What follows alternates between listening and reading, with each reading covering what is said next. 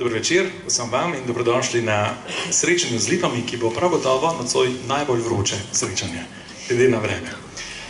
Nocoj predstavljamo olje, oljkarstvo in pravzaprav človeka, ki, kot je pravilno Franka povedala, je naš človek, človek tega prostora, najprej Goričan, nato pa še vse drugo, pevec, odbornik, organizator in še marsikaj.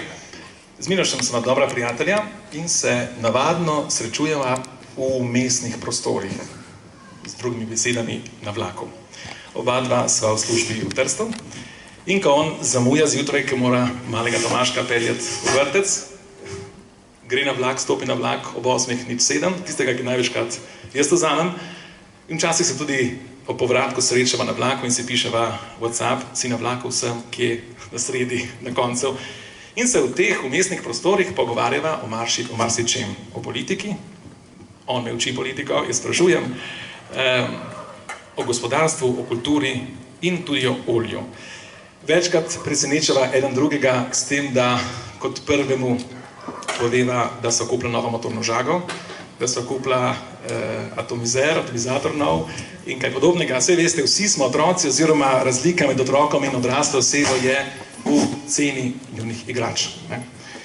In če se včasih pritožim Milošu, rečem, zakaj kupujeva te stvari, ker potem morava še delati, bi raje šla kam na dopust, na počitnice. No, in ko se pogledava, razumeva, vsak od naju dveh ima oljke ali kaj zemlje, da pravzaprav naju veže zemlja tudi na ta prostor. In Miloša že od nekdaj veže na ta prostor tudi radovednost. Radovednost, ki veže od Milj pa do Trbiža in do vsega slovenskega prostora. Radovednost, ki ni lastna samo človeku, ki je inteligenten, razgledan, ki ni nikdar sit znanja, pač pa tudi strokovnjakov. Strokovnjak, ki pa ima en odnos z zemljo, ki se začenja že v otroških letih in ki mu vedno narekuje eno veliko spoštovanje do narave.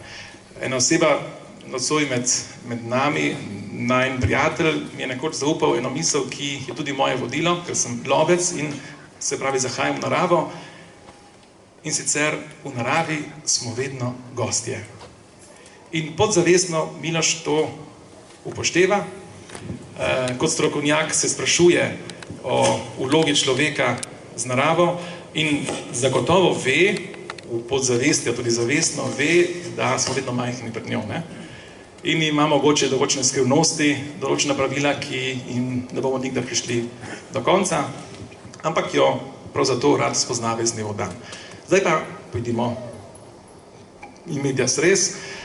Jaz bom njega spraševal, kot bi moral najprej kupiti oljko, ker imam kos zemlje, se pravi, šli bomo v ene praktične odgovore, šli bomo tudi v detajle. En trik za manj dolgočasna predavanja in večere so tudi detajli. Tako da bomo se ognili dolgočasju, ko bi bilo temu treba. No, Miloš, recimo, pred dobrimi 10 leti sem ti jaz rekel, da imam približno 300 kvadratnih metrov, 3 plante, se pravi 3 police in da mi gre tista robida na živce in bom tisto vse pospravil in ko sem tisto vse pospravil, sem ti rekel, sem te vprašal, katero oljko pa bom tja sedil, katero sorto mi ti svetuješ? Če se ne motim, sem ti svetoval, da pojdi k morju ali nekaj podobnega najprej. Potem si moral nabaviti nov stroj za obido. Ja. In potem, ko smo naredili vse to, smo prišli, da sem razumel, da vztrajaš in da si spet en nov zasvojenc in ki te bo treba spremljati.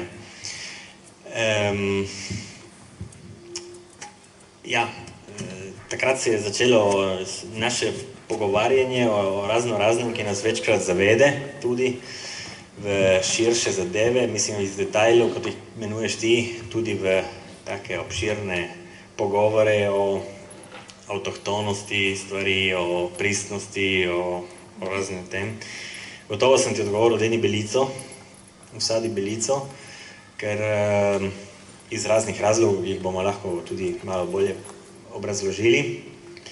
Ampak recimo, ker jaz sem zelo navezan na to sorto oljke, ker je ena dobra srednja mera tipičnosti, avtohtonosti in vsega, kar spada zraven k tem izrazom, kar ni enostavno, so globoke stvari.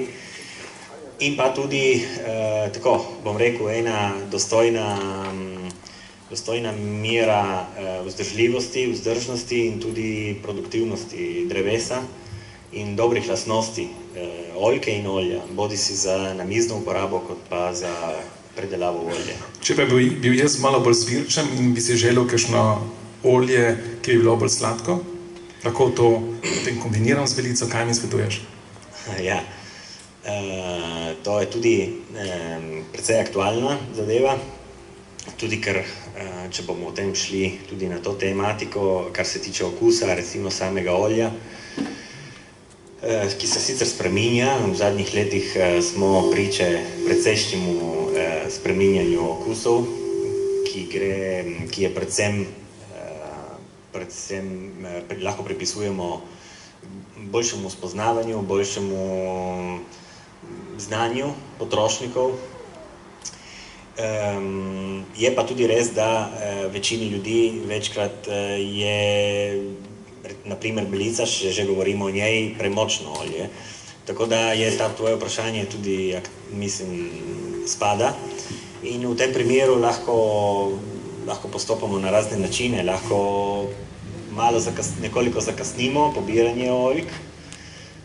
To prinese do bolj blagih okusov. Lahko pa seveda mešamo, bodi si med tem, ko olje delamo, lahko tudi pa v naslednjem naredimo ločena olja in jih potem mešamo, kar se temu pravi blend, recimo. Tako, še par primerov sort, ki so mogoče, imajo več, se zdijo bolj sladka ali so slajša? Tipičen je lečino, maurino, recimo. S temi dosegamo bolj blage okuse, če pa ostanemo na avtohtonih, je lahko to buga, ja. Ali tudi sama črnica. No, mogoče še to o teh avtohtonih sortah. Koliko jih poznaš, da so bile avtohtone, recimo v Brdi, ker smo v tem kraju?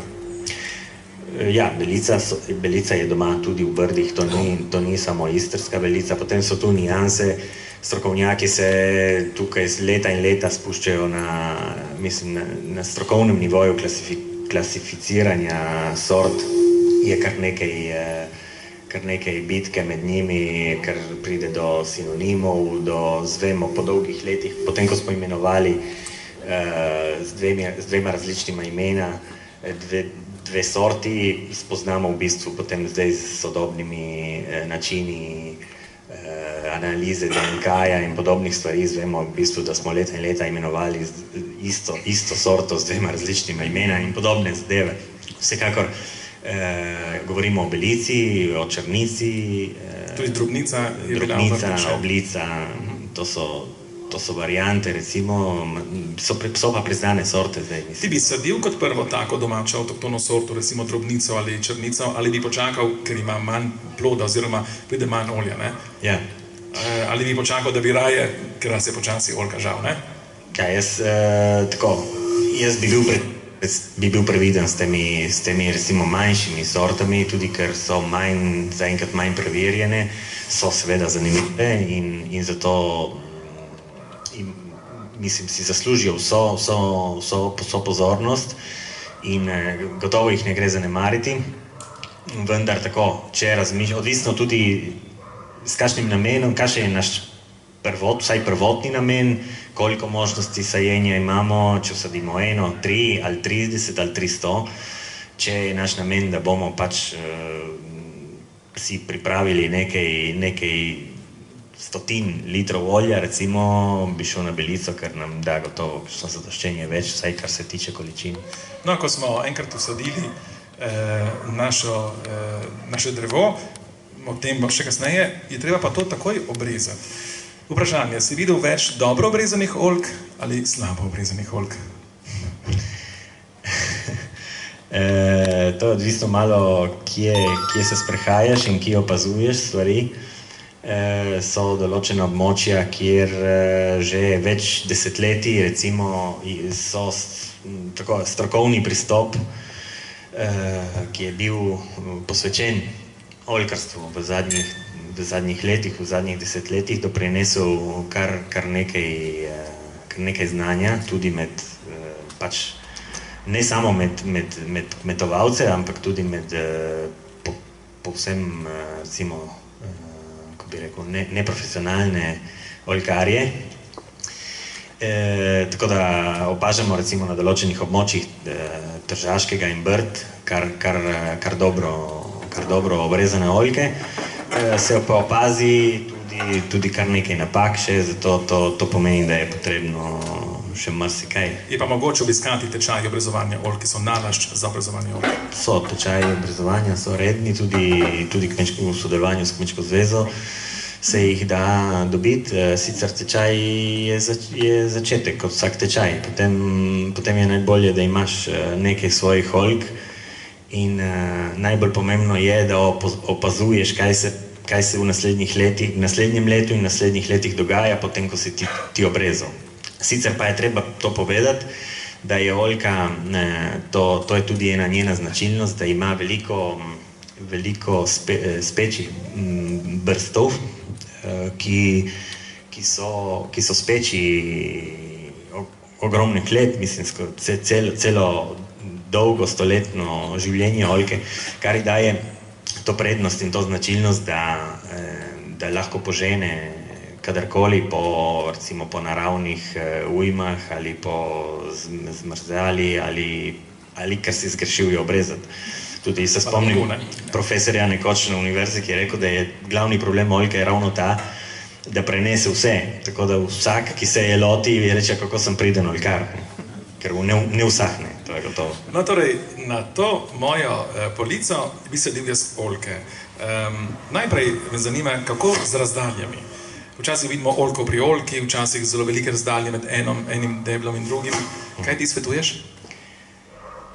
Če govorimo o oljkarstvu, kot govorimo namreč o oljkarstvu v naših krajih, svetujem to, da ti bo sosed rekel, da si jih polovico kmalu posadil.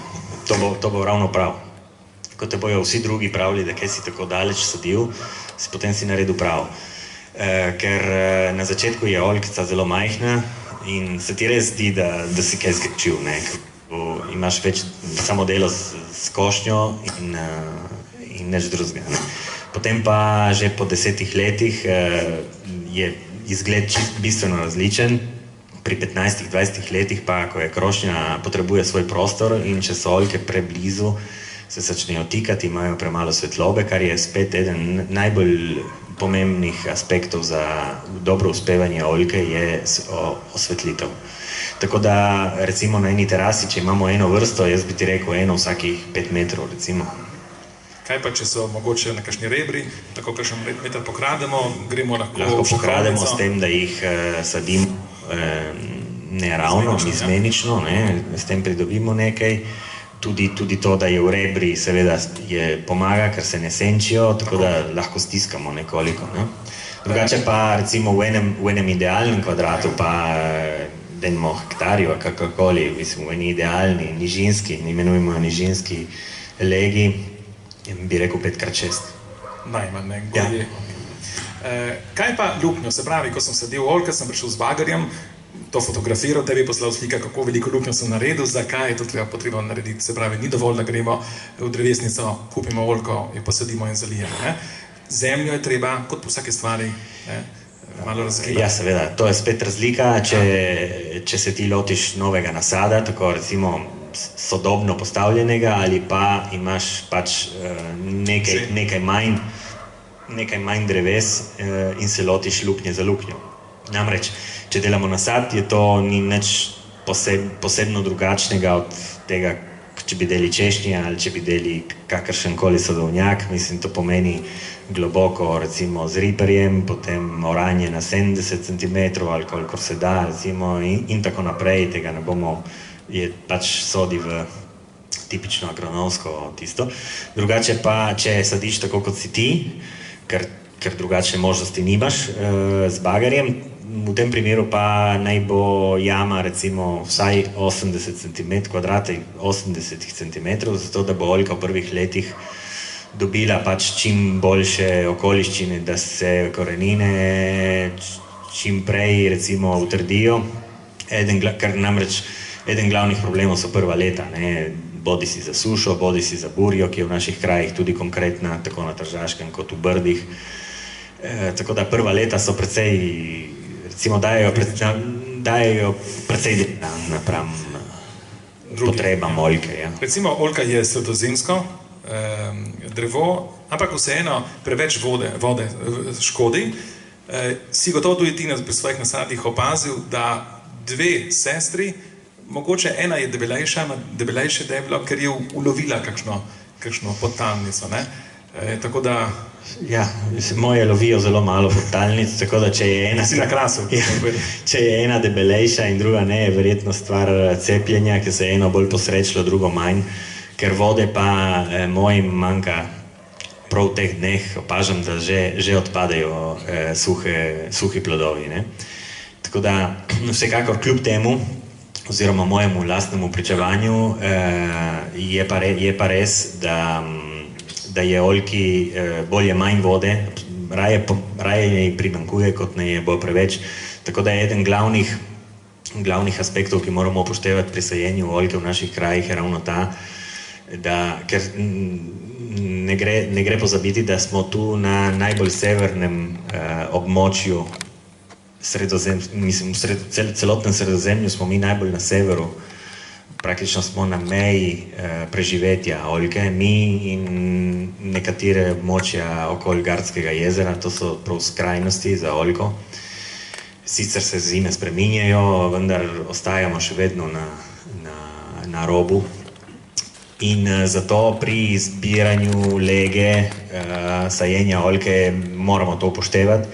In sicer tako, da sadimo oljko na južno izpostavljenih legah, južno-zahodnih recimo vsaj. In absolutno ne v kotline, ne v doline, na Krasu ne v doline, v Brdih ne na dnu. Potem, ko smo sadili vse, na koncu bomo dali oljko, tista bo težko spevala. Še to si opazil nekoč, ko so grezoval in si jim potem svetoval, naj po zimi mlade oljke oblečem v to belo blago, da jih zabranim pred zimo, mogoče dam še malo slame in se potem, ti si rekel, jaz sem spet obrezoval pri nekom nekje na Krasu, eno oljko, ki je bila v tem blagu in druga, ki ni bila in se prav že pri pogankih vidi, da vidi razlika.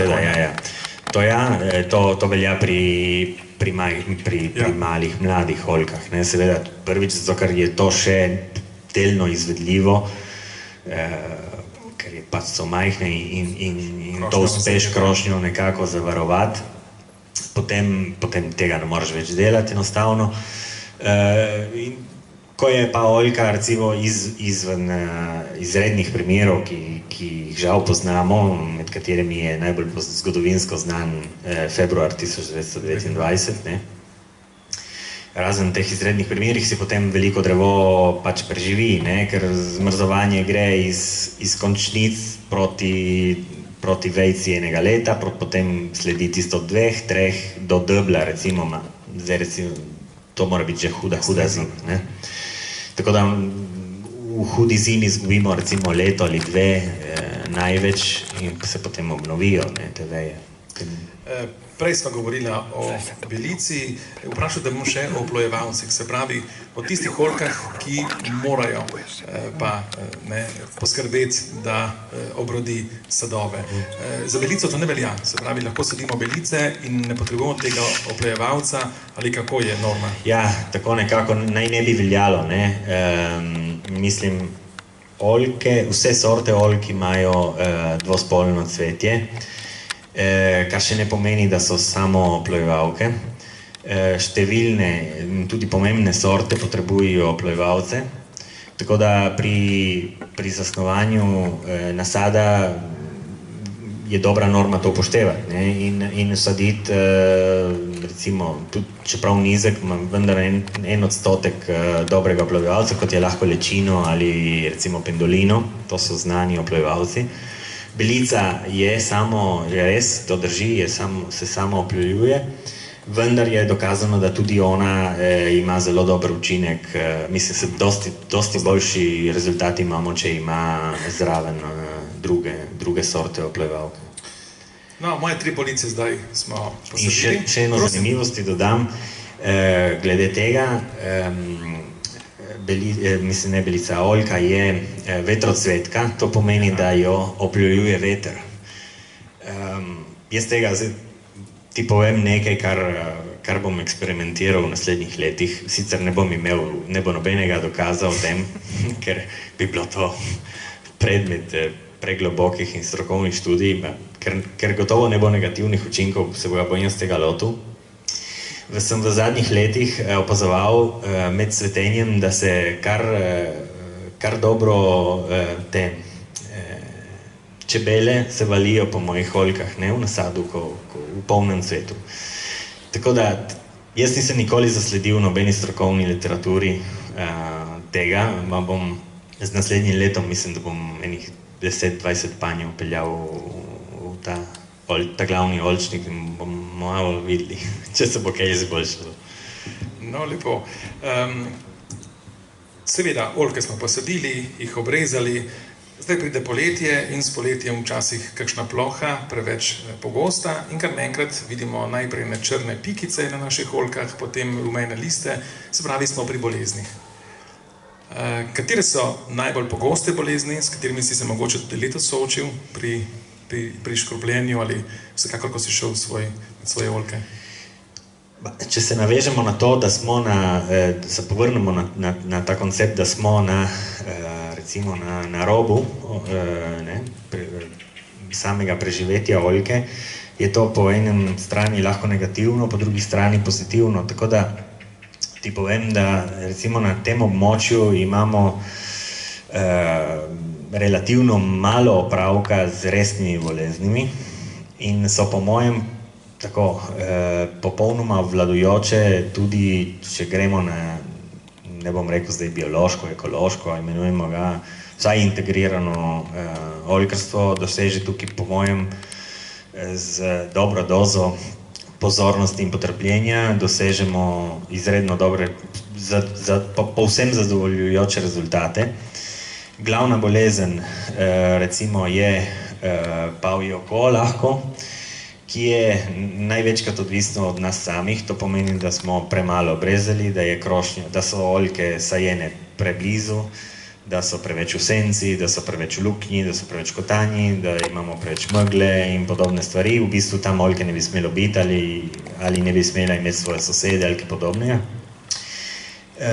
To je recimo letos je kar nekaj tega, to je glivična bolezen, ki jo tudi zlahka odpravimo recimo enostavno z bakrenimi sredstvi. Kar se tiče pa škodljivcev, je seveda na prvem mestu muha. Nekaj problemov drugačnih imamo s temi krilčkarji in s temi podobnimi škodljivci, ko so oljke mlade v prvih 4, 5, 6 letih, ker nam v bistvu kvarijo veje, ki jih mi želimo graditi v primarno ali sekundarno strukturo drevesa. Oljčno muho pa zna, recimo v teh dneh, ta toplota, ki marsikomu tako, ki jo mi ni všeč, meni sicer je, jaz sem malo tako, muho vstavi, tako da v teh dneh smo lahko povsem mirni, kar se tiče muhe, ker ne leti in predvsem ne nese jajčec. Kar je bilo lani slabo, ker je bilo muhe povsod. Kar je bilo lani slabo. Je letos zelo malo. Ker smo pri boleznih, no in ker si ti študiral agronomijo, koliko prisegaš na biološko gojenje, kakšen pristop imaš ti? Jaz se tako, kakšen pristop imam, recimo nisem noben fanatik nekega odklanjanja konvencionalnega tega, sem pa tako, kako bi rekel, sem zelo odprt do vseh alternativnih možnosti in me jezi, da marsikašen je pa preveč zaprt. Mislim, konvencionalno je lahko edina rešitev še vedno v določenih primerih, je pa večkrat jo imajo tudi strokovnjaki in tudi profesionalni kmetovalci za preenostavno rešitev. tako da se tega uporablja preveč, se ga uporablja brez glave in se ga uporablja pretirano, kar poleg tega, da škodi, tudi ne doseže zaželenih rezultatov večkrat. Tako da, recimo, ne vem, vsi bi morali bolj strokovno, bolj pazljivo in bolj potrpežljivo spremljati velike korake, znanstvene korake, ki jih delamo na področju integriranega kmetijstva ali ekološkega ali biološkega, recimo. Koliko so vas osveščali s tem na univerzi? Bolj malo. Preveč? Bolj malo, sicer je šlo že kar nekaj let mimo tudi, ne? Ker, tako da s tem je treba se pač seznanjati iz leta v leto. Jaz v mojem primeru sem konvencionalna sredstva za boj proti muhi, recimo, ali proti kateremu koli škodljivcu povsem opustil. In zaradi tega sem tudi zapravil eno letino. In tisto leto mi je bilo žal, tudi ker je bilo eno prvih let, katerih sem se v bistvu odločil, sem rekel, dobro, ne bomo prišli daleč, ne. Potem se mi to ni zgodilo več, zdaj sem bolj pripravljen, naj se to zgodi. In mi bo relativno žal. Ker opazujem, poleg tega, da so konvencionalna sredstva draga in v eni z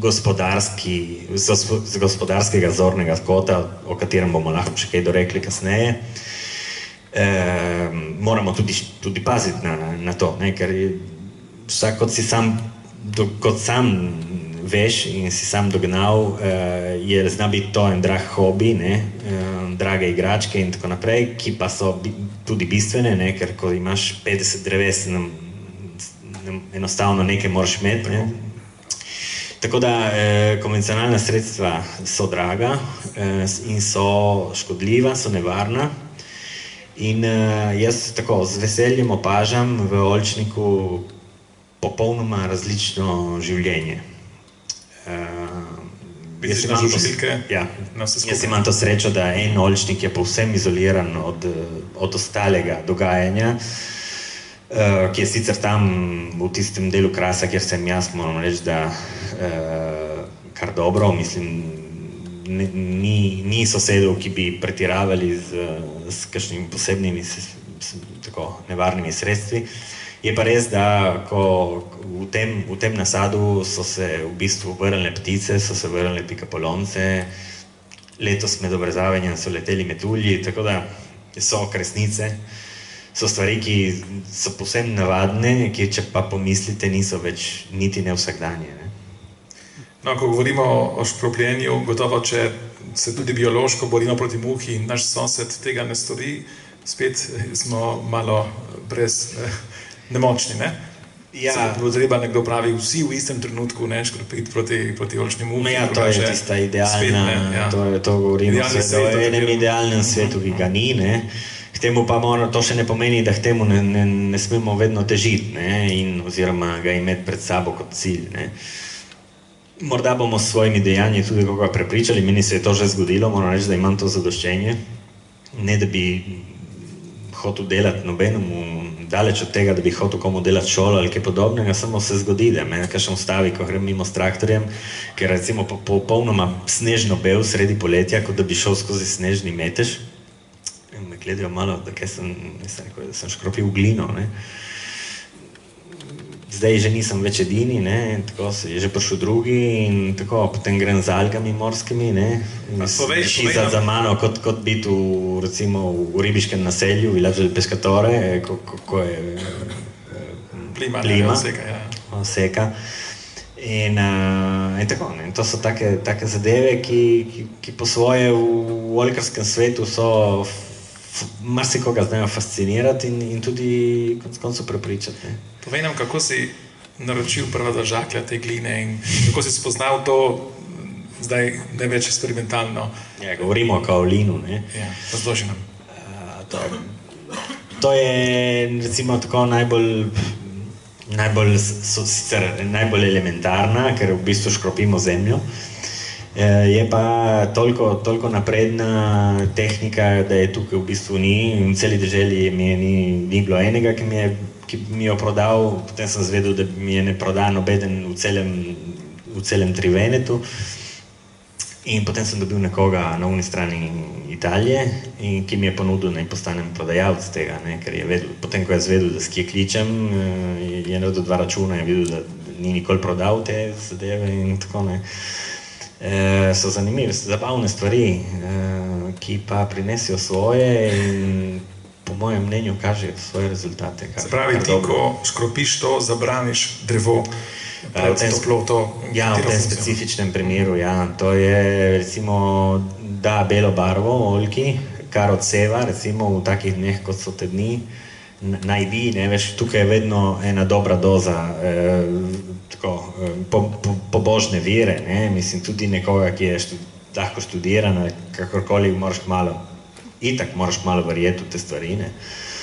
Tudi zato, ker nimaš možnosti, če greš recimo s konvencionalnim strupejnim sredstvom, dan prej vidiš škodljivca, ki je živ, dan potem ga ni več ali pa ga dobiš mrtvega po tleh, ne, to je empirični rezultat. Če greš na nekonvencionalna sredstva, vse do biodinamike, recimo, je vsa ena serija postopkov, ki jih mislim, da mora tudi vsak malo doživeti v sebi in ne samo brati v knjigi, ne. Tako da, in ponavljam, opazovanja ni nikoli dovolj in preveč. Rekel si o trenutkih, ki jih mora vsakdo od nas doživeti v sebi. Enkrat sem ti pomagal pobirati oljke, ker navadno si tudi psi posojava mreže, ne, ker jih ni nikoli zadosti. In je bil takrat praznik. Če imaš ljudi, jih ni nikoli zadosti. Če si sam, je dovoljeno. Koliko mrež imaš zdaj? Mrež 5, ma jih ne rabim nikoli dovolj. Jih vedno ostajajo za prijatelje. Kot za trgatev, ne. Trgatev je bil nekoč mogoče malo bolj obred, danes je včasih malo manj, ampak še vedno velja, da če družinski člani pomagajo in potem južinaš v vinogradu, je to moment, ko družina zadiha, ko resonira, ni samo pobiranje, golo pobiranje, ne, je vsaj ena zgodba celega leta, ki iz leta v leto krepi. Kako doživljaš ti ta obred? Takrat je bilo zelo lepo v Jamljah, je Marilka prinesla, s pando je prišla ali s pasa prinesla vsega dobrega, ne, tako da mi bi radi še malo kaj pojedli, ampak ker smo vesni, je pač treba najprej pobrati, da ne pride slabo vreme, ne. Najprej, kdaj se pobira oljke, v katerem času? Oljke pobiramo od konca oktobra, pa recimo cel mesec november. Odvisno od sorte, ne? Odvisno od sorte in to naj povemo tudi, da smo v zadnjih desetletjih to bistveno skrajšali oziroma pomaknili na jesen. To se je nekoč opravljalo po zimi iz raznih razlogov, med katerimi je bila recimo tudi samo enostavna tradicija. Je pa tudi en razlog nezanemarljiv glede na revščino, ki je vladala nekoč. In sicer ta, da kar še danes marsikoga lažno zavaja, ko greš, se smo vsi enaki, ne, in prvo vprašanje, ko prideš ven s torkli, tudi tvoje navadno, ne, je koliko ti je dalo, koliko ti je neslo, ne. Mislim, sem nesel 100 kil, zdaj sem prišel ven s kolikim, ne, to je odstotek, koliko ti je pridelek dal. Temu je treba pripomniti nekaj bistvenega, da je odvisno, kdaj ti greš s temi 100 kili, ne? Ker olje namreč v oljki doseže svoj maksimum, recimo začenja nastajati zdaj, čez poletje začenja nastajati, potem se v oljki, v plodu se nabira v eni krivulji do nekega maksimuma, ne? In tisti maksimum je pač maksimum.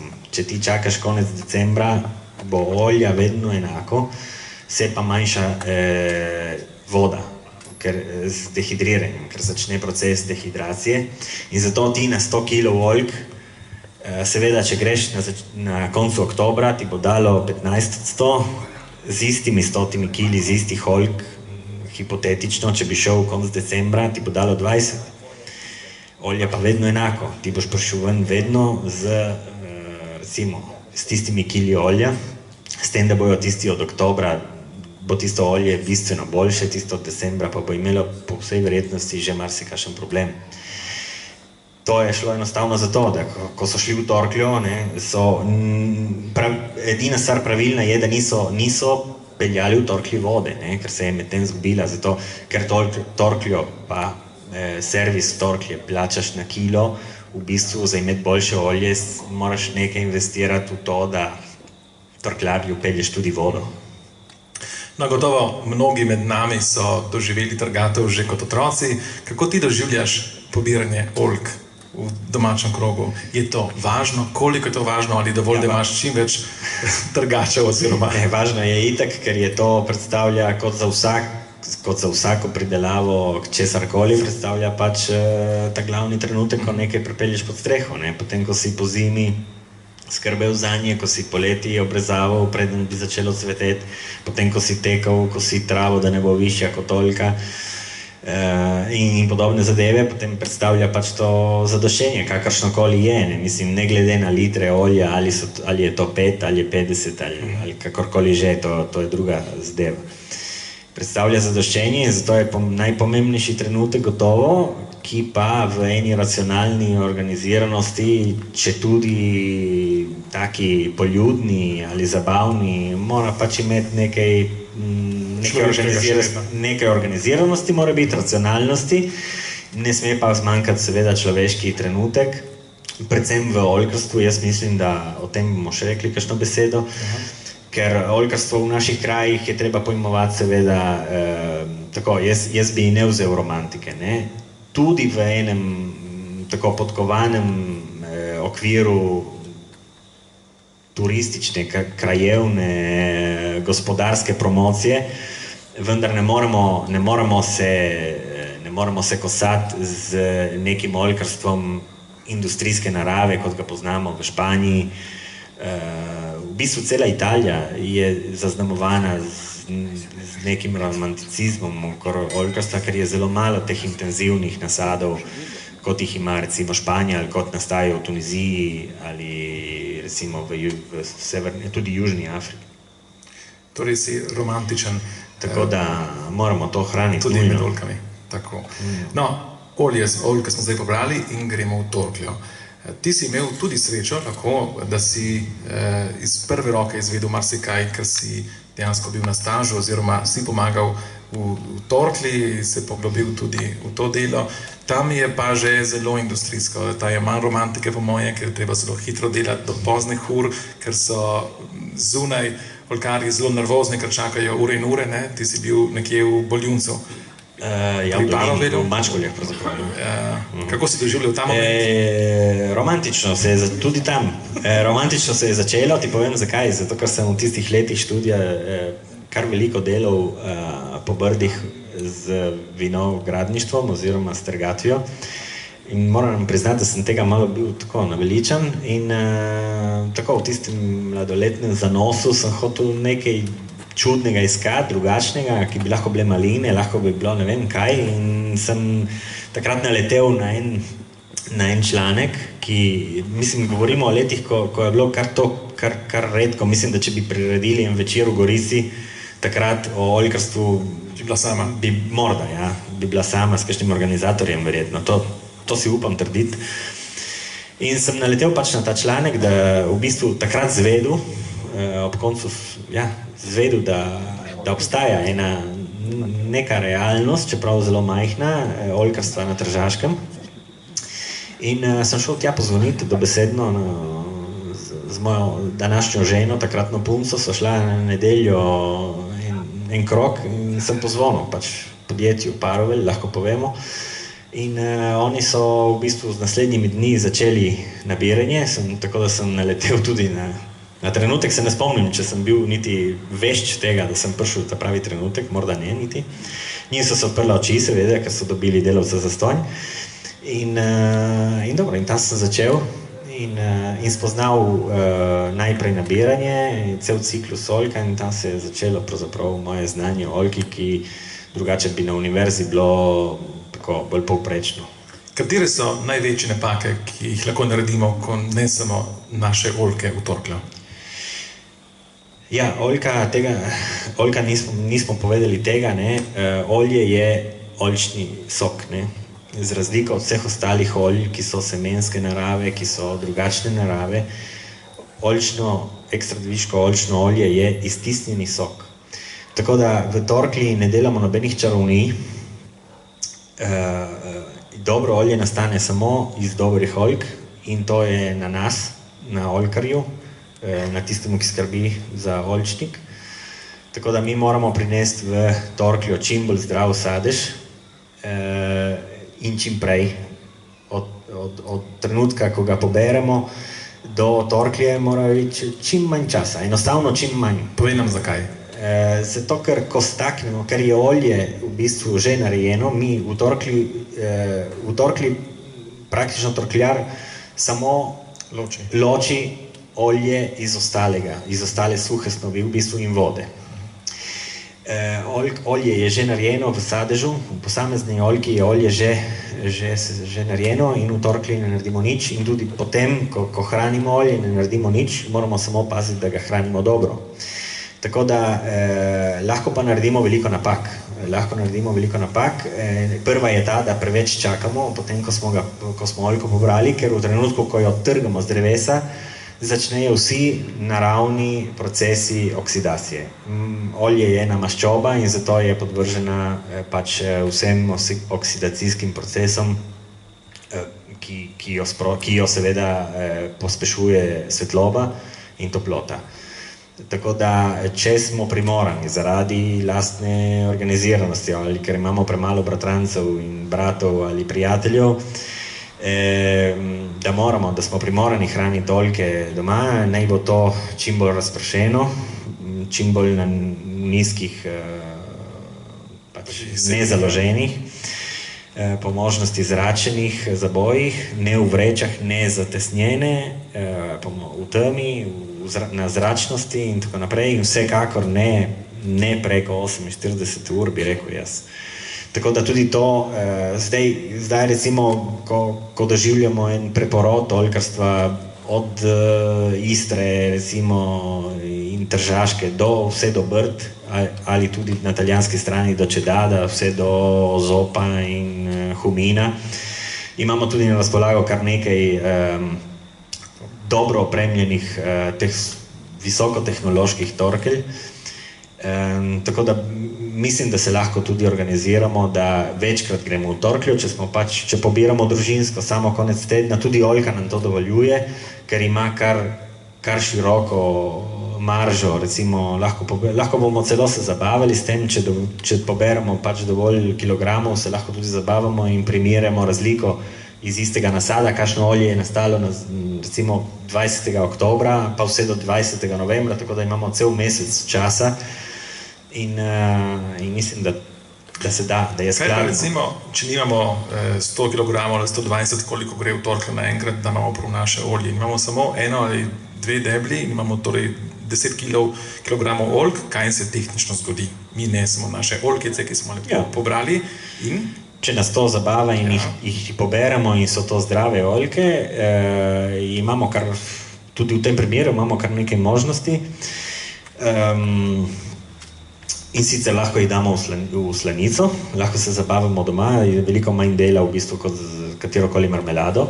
Edino bolj dolgo je, ker mora pač ta stvar mirovati kar nekaj mesecev, zato da zgubi tisto grenkobo, ki je v bistvu neužitna na surovo. Glede tega je receptov, mislim, da polovico ljudi tukaj ima svoj recept, enega poznamo, to je naš prijatelj Marjan. Tudi Franko dela, ravno tako. Franko, moj oče in gotovo imamo že 3 različne recepte. To je ena možnost, druga možnost je, skoraj vse torklje rade sprejmejo oljke in nam lahko enostavno izplačijo, kar je najbolj banalen način zamenjave. Bolj zabavno je, da nam dajo pol litra olja, odnosno olje. Navadno nam tudi dodajo kaj zraven, ker spodbujajo, mislim, en krog ljudi, ki dela v tej stvari, ki ima kar pozitiven zanos in dela pozitivno. Jaz sem naletel predvsem na to vrstne ljudi. tako da jih skoraj zabava vrsta ljudi in malih pridelovalcev, ki pride s košarico, tako spada pač zraven. Drugače pa je še zadnja možnost, ki tudi ni, jaz je ne bi zapostavljal in se jo pravzaprav tudi komu tako svetoval ali oziroma je imel tudi sam v mislih, tudi najskupen prijatelj z Krminskega je to že nekajkrat naredil. In sicer, da se enostavno povežeš, ne? Mislim, 10 prijateljev, 20 prijateljev, 5 prijateljev se pač zmeni, da tisto nedeljo bomo pobrali in potem je 100 kil mimo grede, ne? Kar je že začetna mera za eno majhno torkljo, kot je v Šempetru, ali kot je v Čedadu, ali kot je v Dolini, ali kot je v Naprežini, mislim, se da. Nekaj podobnega delajo, vem, v Ronkah, eno dobrodelno društvo, recimo v Marini Lepanto, ki ima precej oljk.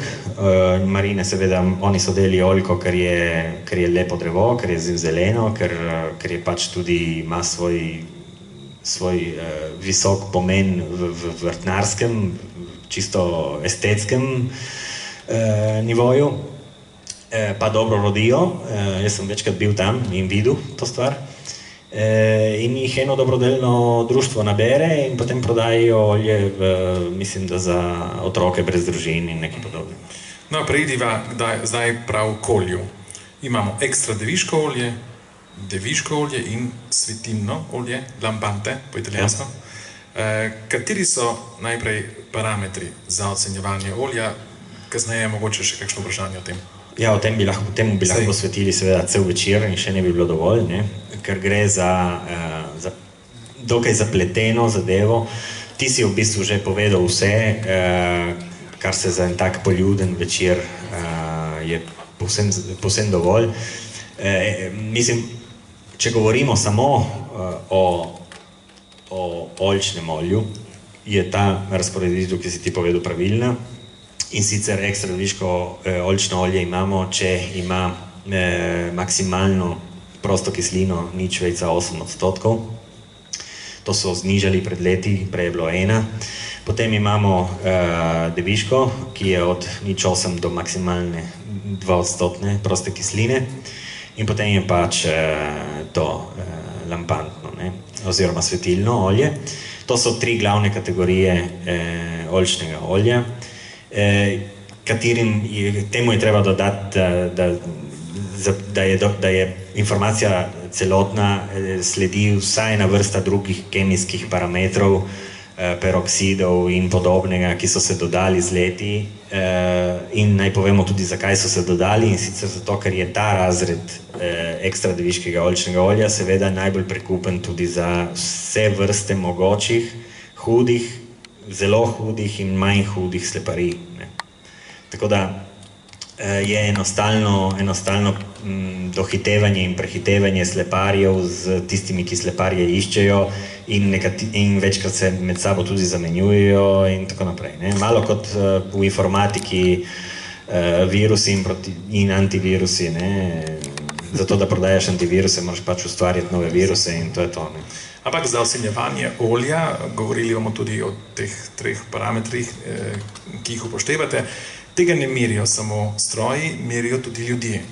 Ti si postal tudi pokuševalec, pot je bila mogoče še daljša in težavnejša kot postati samo pridelovalec olja. Ja, res, ja. Jaz sem zdaj v zadnjih letih potem zdaj dokončno se pač upisal v državni seznam pokuševalcev olja. To je taka posebna zadeva, o kateri verjetno marsikakšen niti ne ve, da obstaja. Je pa tako zelo normirana stvar, ker je sama Evropska skupnost z serijo pravilnikov določila ob raznih parametrih za določanje teh kategorij olja, je določila tudi pravno to, da razred ekstra deviškega oljčnega olja mora tudi skozi komisijo strokovne pokušnje, ki se ji reče panel. Tako. In je za vsako deželo ena komisija? Ne, Italija nima v vsaki deželi svojega. V Furlanijski krajini je samo na Tržaškem priznan panel. In koliko članov sestavlja to komisijo? To komisijo sestavlja 10 članov in 10 recimo nadomestnih članov. Koliko vzorcev pa pokušate, recimo, ko se srečate? To je odvisno, mi se srečujemo enostavno za vajo, zato da smo, ker eden glavnih adutov oziroma bistvo take skupine je složno delovanje.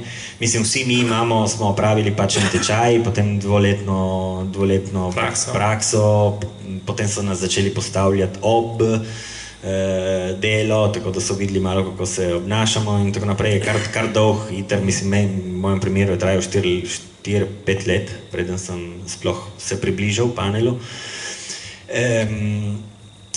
Opravljamo odvisno, tako da se dobivamo, to sem hotel povedati, bistveno je složno delovanje in da si utečena skupina in ti povem, da presenečajo rezultati, ki jih lahko doseže taka skupina. Tu ne gre za posameznika, ne gre, da ga ugibaš, če je to tako ali drugačno, gre za ponovljivost rezultatov in glede tega smo imeli recimo kot tržaški panel že kar nekaj skoraj neverjetnih zadoščenj, v bistvu, da ne vem, ti pa rekel, da na 100 vzorcev je bil eden, ki se je ponovil in smo mu dali na 100 točk, smo mu dali recimo primer 97,6 in 97,4. To pomeni, da je skupina dobra, da deluje v redu, zato pa se mora večkrat dobivati in si izmenjavati mnenja in dosti pokušavati. Zdaj, če se dobivamo sami, poskusimo 5, 6, 7 olj, potem odvisno od dela, ki ima skupina recimo mora dati tudi oznako porekla, v tem primeru Trgeste. Tisti, ki hoče si pač dati na etiketo, to znak mora iti skozi ta panel, ki poleg vseh analiz in vsega reče tudi, da je odgovarja okus, ker mora potem v tem primeru ni samo kemija, mora okus pač odgovarjati temu, kar pravilnik za kontrolirano poreklo Trgeste pač predvideva. Drugače pa so tekmovanja, kjer postane skoraj tako mučno, recimo mučno, ja. Ker je vzorcev koliko na dan? 70, 80. In ko prideš domov, te čaka solata lepo zabeljena. Z oljem, ja. Kako pa to zgleda? Recimo ti imaš eno polo in to dopolnjuješ, da bomo malo... Pola spremlja v bistvu, spremlja pokušnjo samo, ki v nekem smislu je slična schemi pokušavanja drugih stvari, recimo vinu. Začetek je že različen vsekakor, oziroma bistvena razlika, če primerjamo vino, ker vino namreč opazujemo, verjetno marsikdo že zna te zadeve pri pokušnji, najprej pogledamo in uporabljamo oči, potem duhamo, uporabljamo namreč nos in šele potem damo v usta. Pri olju ne opazujemo barve, ker barva ni pomembna. Barva ni pomembna, lahko je rumena, lahko je manj ali bolj zlate rumene barve, lahko je pa čisto zelene barve. In to ni noben pokazatelj kakovosti. Žal je večkrat zelena barva zavajajoča, ker navaden potrošnik misli, da je zelena barva znak neke visoke kakovosti in zaradi tega tudi velike te komercialni proizvajalci enostavno dodajajo klorofil v nizko kakovostna olja, zato da bi potrošnika zavajali z zeleno barvo. Torej barve ne opazujemo, bistven je vonj, tu že lahko zaznamo napake, če so eventualno. Drugače pa zabeležimo najprej, če je recimo bolj ali manj zrelo olje, to pomeni, da nas spominja bolj na zelene tone, trave ali samega oljčnega lista, ali sadežnost samo od oljke, ali recimo, če je olje bolj staro ali je bilo pobrano kasneje, so ti toni bistveno nižji, kot je lahko pri eni belici, ki je brana recimo že 20. oktobra, ne, ki ni treba se truditi dosti za jo poduhati, druge pa so manj. To spet ne pomeni, da je tisto kakovostno slabše. Enostavno v enem razredu milih olj, ki imajo svojo drugačno uporabo, tudi v kuhinji in v enogastronomiji, mislim, se jih da enako ali celo bolje uporabiti. In tako, potem zaznamo vso eno vrsto drugih bolj, jaz bom rekel, drugorazrednih vonjav, ki so opisne narave, tako da tisti, ki to delamo, pač bolj strokovno opišemo, čutimo pač artičoko ali seno ali pokošeno travo ali mediteranske te trave in podobne zadeve, dostikrat jabko ali list, paradižnikov list in podobne zadeve. To spet sortno odvisno tudi, s tem tudi dostikrat lahko tudi ugibamo ali dokaj dobro tudi iz katere sorte je pač olje, ki ga imamo pred sabo. To je tudi možno. Potem pa damo olje v usta in ga pomeni, da smo, po mojem pomeni, da smo že dolga. Olje pokusimo in z usti pa ocenimo jakost oziroma jakost grenkobe prvič, grenkobe, pikantnosti in na koncu najtežje sladkosti, ker namreč tudi v olju določamo sladkobo, ki ni sladkoba tista, ki jo poznamo, ko uživamo pravi sladkor, ampak je malo bolj komplicirana zadeva. To je v bistvu neke vrste, je tisti občutek, kot sem ti pravil enkrat, je tisti občutek, kar ni vse drugo, točno to. Ampak tudi kozarci za te vzorce so majhni, lahko včasih tudi modri, pravzaprav, da te ne zavedijo, ker naš primarni čut... Kozarci so posebni, prav zato, so temni, zato da pokuševalca tudi, kolikor tudi je lahko strokovni pokuševalec, naj ga ne zavede barva. Tudi filtriranost, bolj ali večja filtriranost sama na sebi ni parameter. Je lahko povod za kasnejše napake, ampak v tistem trenutku ni rečeno, da je lahko škodljiva. Potem pač izpolnimo to polo in delo je opravljeno, sledi ocena. In potem, s čim pa si spiramo usta, oplaknemo usta od olja, če imamo nasičena težnja izdelka. Spiramo si čim manj, po možnosti, ker je olje, spiramo si ga recimo, da lahko z rezino jabolka, porabljamo jabolko, vendar s tem problemom, predvsem pri nas, bom rekel, kjer imamo večkrat vzorce belice. Belica ima med temi sekundarnimi, ki sem ti jih omenil, med temi sekundarnimi dobrimi okusi in vonjavami imamo tudi jabolko.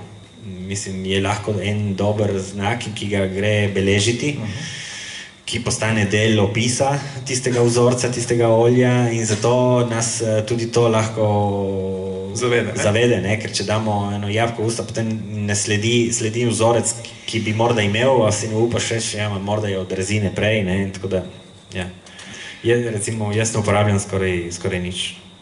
Se pravi, naše olje je narejeno, ker smo ga že pripeljali v tortljo, tam so ga nam pripravili in ga damo v posodo. To je treba potem po 27-30 dneh najkasneje enkrat pretočiti in ga lahko že podarimo, ne? Ja.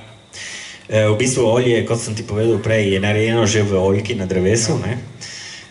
Je pa res, da s temi hipertehnološkimi centrifugami in stroji, ki jih imajo zdaj sodobne torklje, ki dovoljujejo izredno kvalitetno ločevanje olja od vsega ostalega, predstavljajo pa za olje tudi stres, tako da je dobra norma, da pustimo olje, da naj pač počiva. Po enem mesecu bomo dobili na dnu našega soda, ki naj bo vedno poln, brez zraka. seveda ne prozoren in ne na soncu in ne na svetlobi, ne, in ob sobni temperaturi, ne, tako navadni temperaturi med 10 in 18-15 stopinjami, to bi bilo idealno, ne. Bomo dobili pač usedlino, ne, seveda več je, to je odvisno od obdelave, kako je torklar pač ima naštimane tudi o tem, so celi vagoni, romani literature, ne, koliko naj bo to naštimano, da ti ščisti olje, ker če preveč čistiš, odneseš, to so podobne zadeve kot v enologiji, z razliko, da ima kletar, enolog, bistveno vlogo tudi kasneje, ima veliko možnosti izboljševanja oziroma dograjevanja vina, medtem ko lahko torkljar v bistvu samo pokvari izreden izdelek, ne. Nima kaj popravljati, ne. In obratno, ne, torkljar nas tudi ne more rešiti, ne. Če mu prinesemo polgnile ali fermentirane oljke, ne more nič, oziroma dober torkljar nas pošlje domov in oljk ne sprejme enostavno. To se je dogajalo tudi. Pridiva do odnosa, do narave. Če bi samo študiral in postal agronom, bi imel tak odnos, kot ga imaš danes do narave? Je zaprti vprašanje, lahko odgovoriš samo ja ali ne. Če bi imel, ne, seveda ne. Mislim, seveda, biti strokovno podkovan je ena komponenta, tudi pomembna, seveda. Še bolj pomembna je radovednost, pomembno je opazovanje. Koliko je pomembna družina? Pomembno je, kje si zrasel in na kakšen način si zrasel, seveda, ne. Zakaj? Predvsem, ker ne govorimo, ponavljam, in še zadnjič, govorimo tu v našem prostoru o nekem oljkarstvu, ki ima čisto svoj pomen in gotovo ni gospodarski pomen oljkarstva, sam gospodarski pomen oljkarstva tu na prvem mestu, gotovo da ne, ker so Brda prekrita s trtami in prav je tako, ker trta je vsaj do danes donosen posel. Vino je postalo svetovno znano in zato oljkarstvo se s tem, sploh ne gre za to, da bi se s tem kosalo, ima za moje pojme čisto drugačne valence in čisto drugačne pomene, ki grejo v širšem smislu, morajo imeti en okvir turistične ponudbe, krajinske narave, dopolnilo. In tudi olje je lahko dopolnilo, ker tudi z oljem samim ne bomo šli, našega olja ne bomo prodajali v Kaliforniji in tisti, ki to misli, po mojem enostavno zgreši. Pomembno bi bilo bolj, da bi prišel recimo turist iz Kalifornije k nam in z nami pobiral oljke, ali si domov odnesel eno našo steklenico, ali tukaj užival v gostilni krožnik z našim oljem. To je bistvena razlika. Če se povrnemo na tvoje vprašanje, je to, da smo mislim, kako zraseš in odnos do narave v take vrste oljkarstvo še posebno bistveno, ne, ker... Se pravi, družina je bistvena za en zdrav odnos do narave, ki se ga ne moreš naučiti z knjig. Se ga ne moreš naučiti z knjig, ne, zrase s tabo, je bil del tvoje družine, je tisto, kar so ti podali, je tisto, kar moraš ti podati naslednjim generacijam. Tvojima dvema otrokoma, ki bosta garala tam v tistih... Ne vem, če bosta. Ja, po svoje upam, ja. Ne stavim na to, ne, seveda. Čeprav pri oljkah velja, da jih sadiš za vnuke, celo, ne za sinove, ne. Je pa res, da jaz bom rekel tako, jih sadimo tudi zase, ne, Jan, ker... Tako da nas bom še kakšno desetletje ne bomo garali in kosili. Ja, zato ker recimo, če je oljka odvedna tudi že iz samega Svetega pisma, simbol miru, ne, poznamo golobico, ki je prinesla v svojem kljunu oljčno vejico, ne, v znak, da so se vode pomirile, ne. Jaz tako, želim vsakemu, tudi nama dvema, da je oljčni nasad kraj miru, kraj zatočišča, ne vem, kraj premisleka tudi, kamor se greš malo tako, tudi skrit ali tako, kot je zatočišče za ptice ali žuželke, nego tudi za kmetovalca. Ne. Kako pa ocenjuješ okolje, v katerem si zrasel? Mogoče je danes različno, je bilo mogoče včasih več druženja, več dela na polju, kaj je zdaj premalo, ali vsekakor gremo v eno strokovnost s tem, da doštudiramo, s tem, da optimiziramo tudi naša zemljišča, ne sedimo tjavan dan. Današnja zavest je močnejša, je bolj profesionalna, kmečka zveza je dovolj prisotna pri naših mladih. Se je stresno, zdaj Franc. Bom rekel tako, eno in drugo v bistvu. Nekoč je res, so bili ritmi počasnejši, gotovo je bilo več družinskega doprinosa k temu. Je res, morda tudi to večkrat preveč idealiziramo, ker je bila nekoč revščina, nekoč tudi otroci enkrat ne verjamem, da so bili vsi presrečni, da so delali in pobirali krompir na kolenih ali podobne stvari. Mislim, tako da tudi to jemljimo nekoliko z rokavicami. Gotovo je najboljše neka srednja mera. Ne smemo pozabiti, kot smo že povedali, ne bomo ponavljali, na te družinske zadeve in na romantičnost tega. Ne smemo pa zaradi tega odklanjati pripomočkov, ki so lahko tudi bistveni, zakaj ne.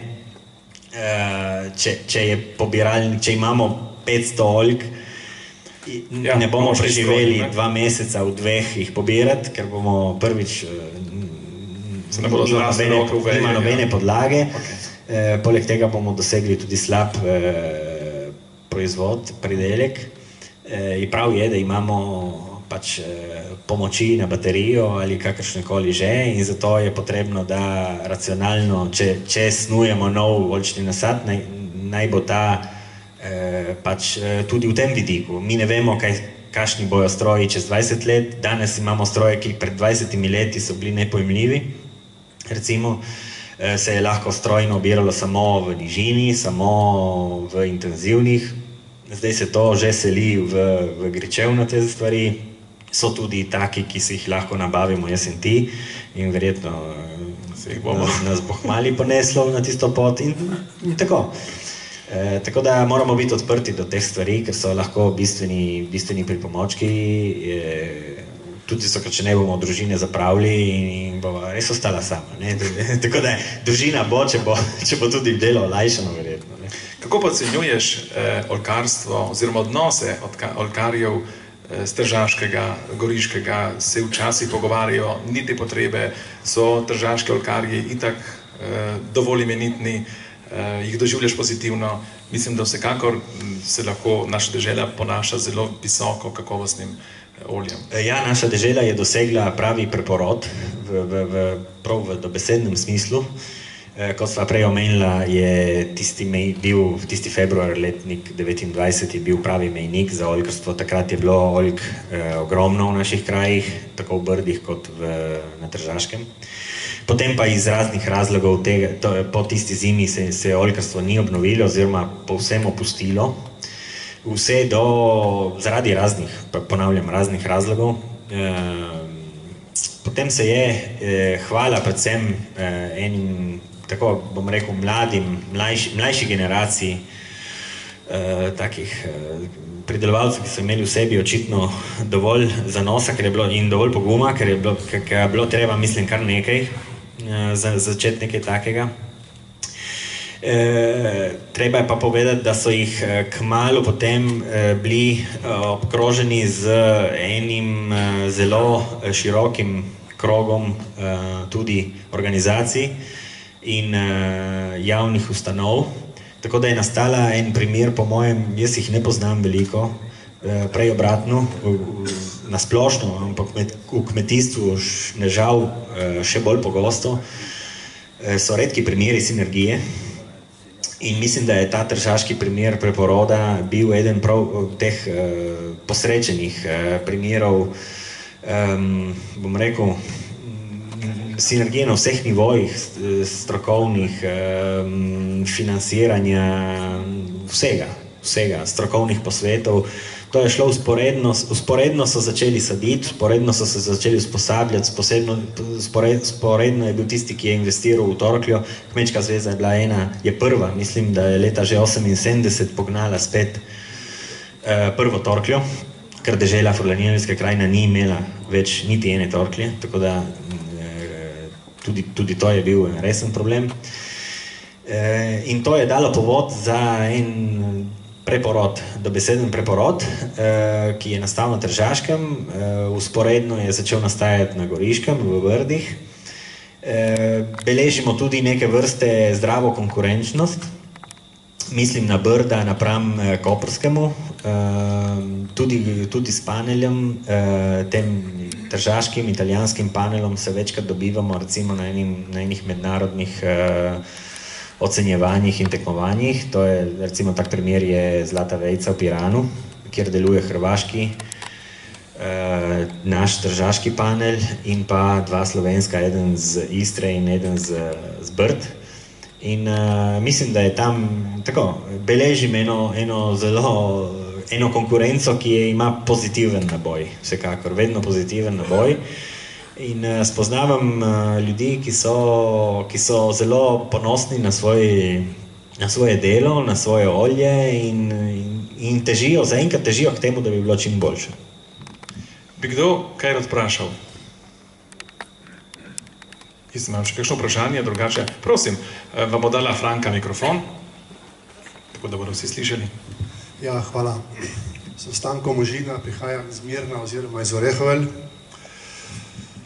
Sin me je pognal, da smo se odločili, da sadimo oljke na novo. To smo počeli lansko leto in pa letos, tako da zdaj skupaj imamo 130 sadik posajenih. Do zdaj je šlo vse v redu, zdaj pa ne vemo, nihče, saj nismo še prišli do pravih podatkov, kdaj se začne jih rezati. Ali recimo, da smo jih sadili letos ali prihodnje leto, ali čez 2 leti, ali čez 3 leta, zelo različno nam ljudje odgovarjajo na ta vprašanja, če mi lahko vi kaj o tem poveste. Hvala. Ja, to so, si predstavljam, navadne 2-letne ali 3-letne sadike. Ja. Torej, tudi glede tega so seveda deljena mnenja. Tako, moje mnenje je to, da pustimo prva leta oljko kar mirno, torej ne gre pretirano skrbeti, ali da ne znamo, ali da ne vemo, ali da smo v dvomu, če bi obrezavali, ne, če jo pustimo tako, kot je, in ne bomo obrezavali, ne bomo kaj bistvenega zgrešili. Naj se ona kar nekoliko udomači, naj raje bolje zrase, okorenine, naj se utrdi. Bolj pomembno je, da za njo skrbimo tako poleti recimo za sušo. Tako da, kot sem povedal prej, v prvih letih imamo nekoliko več skrbi z oljkami, zato da nam pač ne pomrejo, ne posahnejo. Poleti je bistvena voda, da vseeno naj je ne primanjkuje, ker so korenine še šibke. Pomembno je, da so dobro pritrjene h kolu, zato da jih veter ne porije, polomi in tako naprej. In po zimi pa, če napovedujejo slučajno kakšne dneve posebnega mraza, lahko tudi pomislimo, da jih kaj zaščitimo s slamo ali tudi recimo dovolj, da zemljo spodaj malo zvišamo in potem jo bomo s pričetkom spomladi spet odmaknili, recimo, tako da zaščitimo bolj bazo drevesa. Kar se tiče obrezavanja prva leta, jaz bi jih ne pretirano skrbel, ponavljam za to. Potem pa, ko začne biti dobro razraščena in imamo neke izbire pri vejah, moramo pa že nastaviti dokončno strukturo našega drevesa. Tukaj pri nas o tem nisva govorila danes, ker je tudi to preveč specifično. Pri nas velja ta polikonični gojenje, mislim vazopolikoni, ko se reče v italijanščini, kar ni nič drugega kot recimo klasična postavitev drevesa, ki ima 3 ali 4 veje, čim bolj enakomerno razporejene v krogu.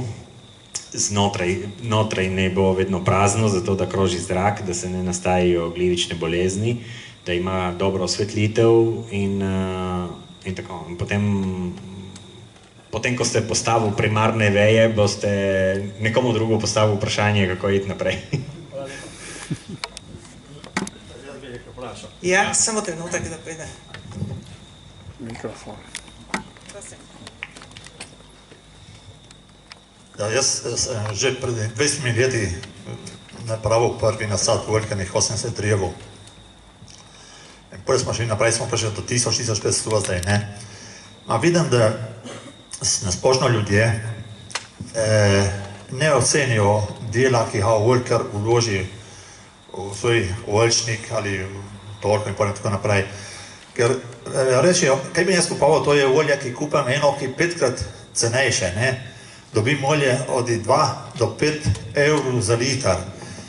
Medtem, ki naše stane 20-30.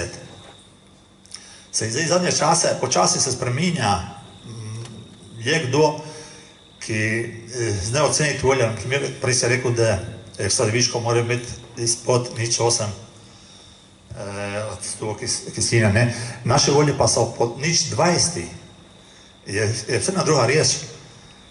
In upam, da po času bojo ljudje to zastopili. In svetujem, da vsakmu, ki ima en kos vrta, ali zemljene sadi 1, 2, 10, ali kaj more oljk. Ker čim več jih bo, tem boljše se bo vsa skupnost s tem ukvarjala in spoznavala, kako dobro ali dobro to olje. Hvala. Ja. Aleš Komjan spada med tiste mladeniče, ki so se podali v preporod, ne? Seveda, to gre povedati. In je povedal tudi vse res, to same resnice, in se je dotaknil tudi enega aspekta spet, ki bi mu lahko posvetili cel večer. To je cenovna problematika, ne, o kateri se praktično nismo pogovarjali, ker bi bilo tega preveč. Jaz bom tako povedal, drži to, kar je rekel Aleš, tisti 0,8 je seveda samo uraden podatek. Če ti imaš dobro tvoje olje, moje olje, njegovo olje, nima nobenega dvoma, če so zdrave oljke in jih ne samo jih peljamo v torkljo in si v eni torkli kakršnikoli od teh, ki imamo na razpolago, naredimo naše olje, bo imelo manj kot 0,3, manj kot 0,2, celo 0,1 so primeri. Tako da o tem ni debate, kvaliteta je izredna, tudi zato, ker se vrnemo spet tja, tudi ker smo na obronkih pridelovanja. Znano je, da marsikatera rastlina, ko rase na svojih mejah, da največ od sebe. Sadež je pač, izraz, plemeniti izraz vsega, kar je možno. Ja, je v bistvu s sadežem si rastlina zagotavlja bodočnost in s tem, da živi v nevarnosti, mora biti sadež čim boljši, ne? Ampak to, kar je... To, kar je on povedal, je res. Ljudje še vedno, čeprav treba je priznati z zadoščenjem, da smo priča, tudi med potrošniki smo priča preporodu, na srečo, in to hvala ogromnemu delu, ki ga opravljajo stanovske organizacije, društva, oljkarska, bodisi oljkarjev kot pokuševalcev. Tega je veliko, a še vedno premalo, kajti neznanje je še veliko. Žal tudi gostinci pozabimo večkrat nanje, seveda izvzemši ekskluzivne, izvzemši izjeme, ostaja veliko gostincev še pri svojih slabih starih navadah. V bistvu je po italijanskem zakonu prepovedano imeti tisto tipično stekleničko olja. To pa jo dobimo v katerikoli pizzeriji. Tako da praktično bi jih lahko prijavili zaradi tega. Ozaveščenost bi morala biti že z tiste strani. Tako, ljudje se počasi le osveščajo o tem. In to je hvala je en ciklus, ne? Več je, kot je povedal gospod Komjans, več je oljk, bolj se o tem govori, več je te možnosti, več je znanja, več bo tečajev, več bo večerov in to bo pač tako. Sledimo vinu, glede vina vino je ta proces že doživelo dosti desetletij prej, ne? In so se ljudje tudi o tem, imajo pač več znanja, ne? Olje je imelo to pa je odvisno spet iz različnih razlogov, glavno odgovornost pa imajo seveda te velike proizvajalske hiše industrijskega olja, ki imajo ves interes, da prodajajo čim nižje kvalitetno olje v najvišjem razredu ekstradeviškega olja. Ne? Tam so največji denarci. Ne? Se pravi, naša zavest, in to je nekoč Aleš rekel, damo prav z mirnim srcem 15 € za steklenico vina in spijemo slabi jaz vam to potrdim še z eno primerjavo. Ne? Mislim, da velja za marsikoga tukaj, da gremo na večerjo k prijateljem in jim pač kupimo eno steklenico dobrega vina, ne? Dobrega vina, briškega, kraškega, bilo katerega dobrega vina in damo 15 €. In se ne pretirano zgražamo ali zmenimo zaradi tega, to je cena. Botilke vina, ki jo nesemo na večerjo in če je rdeče, ga morda celo spijemo v 4, takoj, ne? Tisti večer. Za steklenico olja 15 € pa se marsikdo zgraža. Steklenica olja ti traja na solati, če je olje dobro in močno, ga damo 5-krat manj od tistega, ki smo navajeni, ki nima po nobeni stvari, ne? Tako da traja mesec dni, ali tudi če traja samo 15 dni, ali je mesec in pol, mislim, ne? Kdo ve, če sva ustvarili na svoj in kupim pol strank za gospoda Aleša. Še kdo bi kaj vprašal? Ja, Zoran Prvača. Čestitam Miloš in Jana za lepo predstavitev oljki. In moram tukaj takoj priznati mojo nevednost v oljki. Ampak bi hotel samo podati eno vprašanje. Veliko se govori o Istri, o Brdih, nič o Vipavski dolini. A imate kakšne kontakte s temi ljudmi? Slišal sem oziroma bral, da moj prijatelj Furlan je bil nagrajen lansko leto v celi Istre, dobil je nagrado v dolu, v Splitu. To je prvo vprašanje, kakšne sodelovanje imate z njimi, eventualno. Drugo, mislim, da Miloš si zelo ponižen in to nimaš prav. Hotel sem samo neko podobo dati pred vami. Pred kratkim sem bil med prijatelji v Parizu, pili smo dobro vince, tudi iz ene napol začete našega vina. In kaj se je zgodilo? Prijatelj ob odhod pravi, veš, moraš mi prenesti, ampak ne več eno, prenesi kar 6 in več. To hoče reči, ne smemo premirjati se in dajati piti oziroma jesti naše produkte Američanom iz Kalifornije, ampak poiščite verjetno lahko kakšne druge populacije, ki znajo to ocenjevati in uživati. Hvala. Ja. Vipavska dolina. V Vipavski dolini so uspešni primeri oljkarjev, vodenja oljčnikov in seveda olja. Jaz osebno žal nimam posebnih direktnih stikov in poznanj. Tudi med temi pokuševalci je večina iz Brd oziroma z Goriške. Tako da je zame osebno še tako, moram kar dobro spoznati, vem pa, poznam in berem, da se sadi, da se je veliko sadilo in da se še sadi tudi na Vipavskem. Si predstavljam, da tudi tam seveda je treba malo biti pozorni pač na lego in na kraje, ne? Ker zna biti pa Vipavska tudi vetrovna, če ne druga. Ja, recimo. Dolina. Franc, si kot te bi vprašal, ti bom dal kar jaz svoj mikrofon. Hvala. Sicer najprej bi se želel zahvaliti za povabilo kot so organizator današnjega večera, po drugi strani pa bi seveda čestital Milošu in Janu za tako lep in bogat večer. Jaz sicer nisem velik poznavalec olja, sicer poznam nekatere oljkarje, predvsem na Tržaškem, no tu na Goriškem poznam Aleša.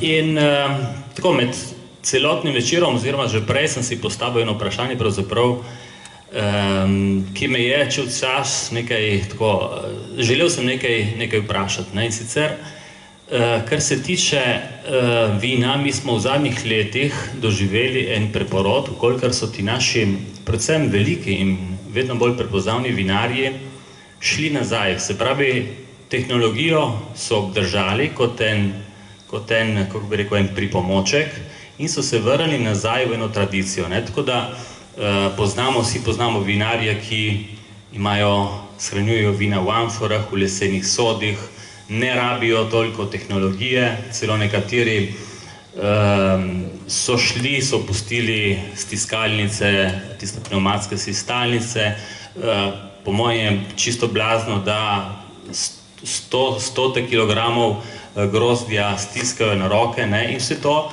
ima zgleda en zelo velik pozitiven učinek. Bodisi seveda v kvaliteti vina in gotovo tudi, kar se tiče marketinga. Obstaja na svetu vedno večja skupina ljudi, če lahko tako imenujemo, ki išče taka vina, ki išče take pristne izdelke, in vprašal bi Miloša, če ta, bi rekel, evolucija, s tem, da smo se povrnili nazaj na tradicijo, obstaja tudi pri pridelovalcih olja. Namreč, vedno sem se vprašal, da zakaj ne vidim pri pridelovalcih olja recimo kamnitih posod, ki so jih včasih rabili za olje, za shranjevanje olja, sicer tukaj odgovor bo verjetno iz ekonomskih vidika.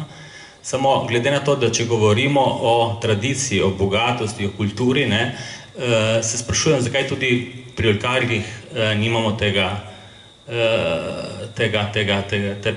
mislim, da se nismo vrnili na stare tradicije. Namreč dokazano je, da so naši predniki in naši nonoti, ne glede, da niso bili šolani, imeli veliko večje poznavanje kot marsikatera knjiga.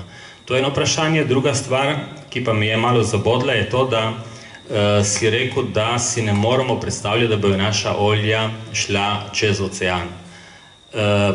Ne vem, zakaj si to stvar tukaj rekel, ko recimo, sicer poznam boljše našo tržaško realnost, naši oljkarji so priznani po celem svetu, naša olja se prodajajo po celem svetu z zelo visokimi cenami, če se ne motim, so nekateri oljkarji, ki prodajajo svoje olje celo po 60 evrov na kilo, kar ni malo, in včasih imajo premalo pridelka od tistega, česar je povpraševanje. Tako da, zakaj misliš, da je ena utopija ali je ena, ne vem, fantazija, da si bi predstavljali, da se naša olja ne bi prodajala tudi onkraj oceana?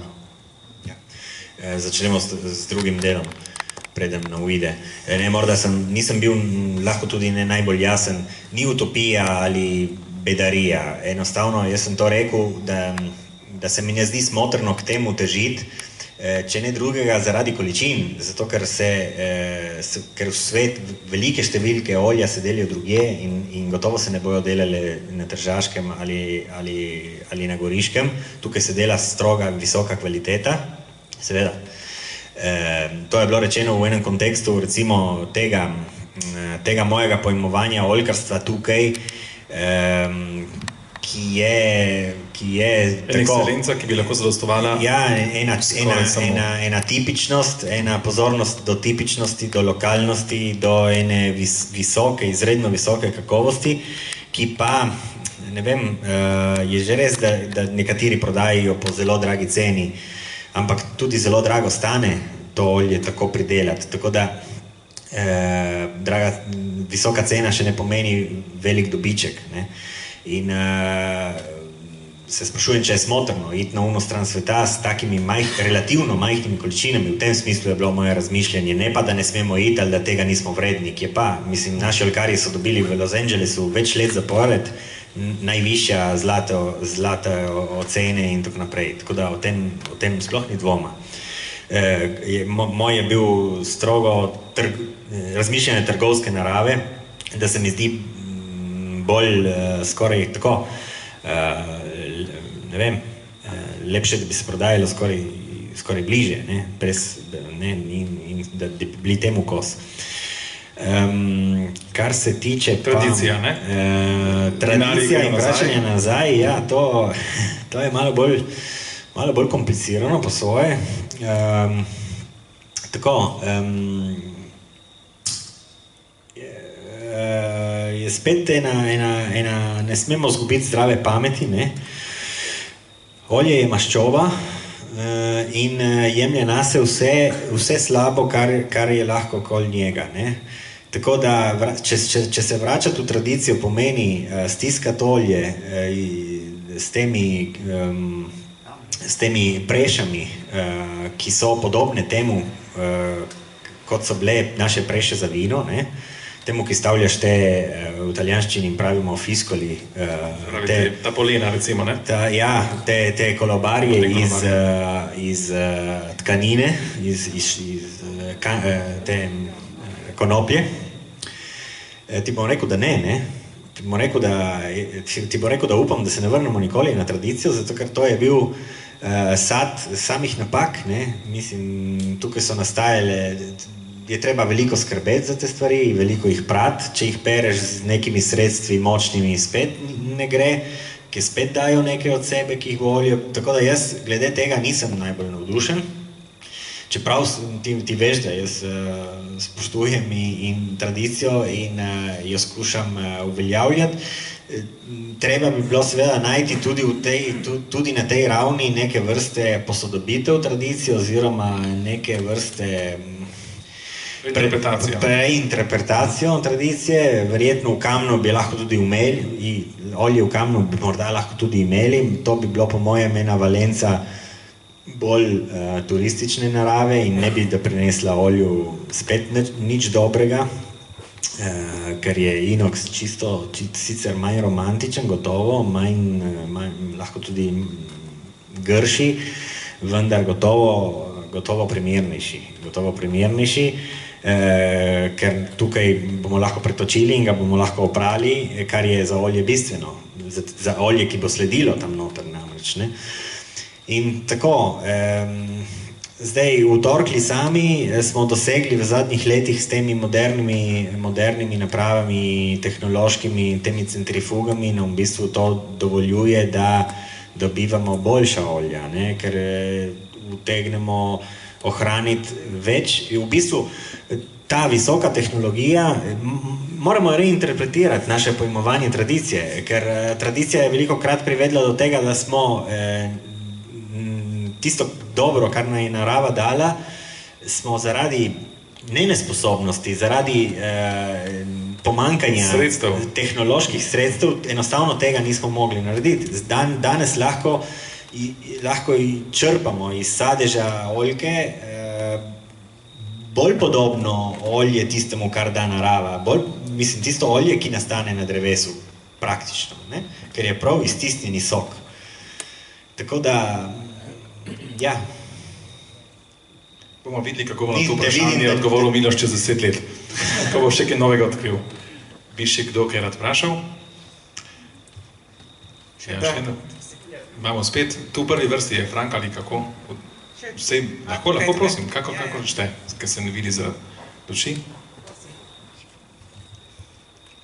Jaz bi rad samo nekaj vprašal. Prej si rekel, da je olje maščoba in vleče nas vse, kar je svinjskega okrog njega. Mene skrbijo tisti nasadi, ki če gremo od tukaj do Vidma, jih vidimo kar nekaj na desni in na levi strani ceste.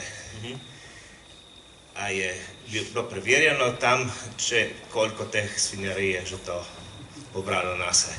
Ker recimo, ti si rekel prej, da zdaj se olje že tvori v oljkah. Ne? In je 3 mesece še tam izpostavljen. Res je oboje. Sicer jaz sem takrat, ko sem to rekel, sem razmišljal predvsem na torklju, ker mislim, da pa govorila v tistem trenutku o torkli.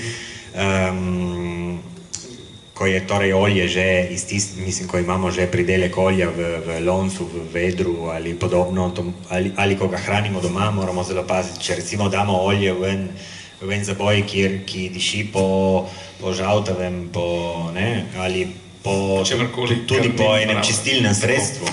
Ali pa če torkljar ni čistil pravilno, ali pa če je preveč masti vazelina, ki se uporablja pri strojih, ali pa enostavno nam se je zgodilo, nekoč mi bo ostalo v spominu, ko sem delal delovno prakso v torkli, je bil možakar, je prišel z motokultivatorjem, z vozičkom zadaj, je pripeljal oljke in ga ni smel ugasniti, zato ker kot se večkrat zgodi, če nimaš da se spustiti dol, potem enostavno ga ne moreš več prižgati, ker ni delal mu alternator ali baterija ali ne vem kaj mu ni delalo in je pustil prižgano. In smo se en mesec kasneje zavedali, da vse olje, ki je bilo tam nekako razstavljeno, tisti trenutek, ker se je delalo, je imelo po nafti. Enostavno, mislim, je bilo v stiku pol ure s tistim smradom in... Se pravi, ko je na drevesu v tem primeru, ko je vam ko je na drevesu, je manj delikatno. Zdaj, seveda, vse se da analizirati, samo mislim, lahko govorimo tudi potem o dežju, lahko govorimo tudi o vseh ostalih sredstvih, ki so na poti od tu do Vidma, sredstvi, ki se dajejo na koruzo, sredstva, ki se dajejo na vino, tako da, gotovo nekaj je. Sicer oljka kot vsak sadež ima maščobo, v tem primeru ne olje, drugačne vrste maščob, ki zabranijo sadež, tako da se zna braniti nekaj tudi sama. Še kdo? Prosim. Omenil si, da pri branih oljkah lahko hitro nastane oksidativni stres, ki, kako vsak ve, je zelo lahko tudi škodljiv za zdravje ljudi. In moje vprašanje je, ali ti je znano, da nekateri naprimer dodajo antioksidante v teh oljkah? Ne, da bi dajali antioksidante, mi ni znano, prej obratno. Mislim, sleparije oziroma pri olju je tako... Zdravo in pravilno olje ima vsestransko dobre in zdravilne učinke, ker v bistvu zaradi same značilnosti, kemijske sestave te maščobe, ki ima to značilnost, da pospešuje dobri holesterol in nekako zadržuje ta slab holesterol, ki vodi v te arteriozne probleme. Da bi dodajali ker jih ima olje, zdravo olje, dobro olje iz zdravih olj, ki ima antioksidantov še in v dovoljšni meri in so tisti, ki jih moramo mi skušati prenesti v olje in zato skušamo oljke prenesti čim prej in tudi to, da jih beremo prej, pomeni, da poberemo več antioksidantov, ki so naravni v oljki in preidejo potem v olje. In tako kot so kot so antioksidanti naravna zaščita za plod, s tem, da preidejo v olje, so potem zaščita tudi za naše celice. In je pač znanstveno priznano, da imajo svoj dober učinek tudi proti rakastim obolenjem, v smislu, ker nekako zaščitijo celice pred staranjem nekako in pred mutacijami. In je koža lepša. Lahko. Gospe in gospodje, z nami se je pogovarjal Miloš Čoder.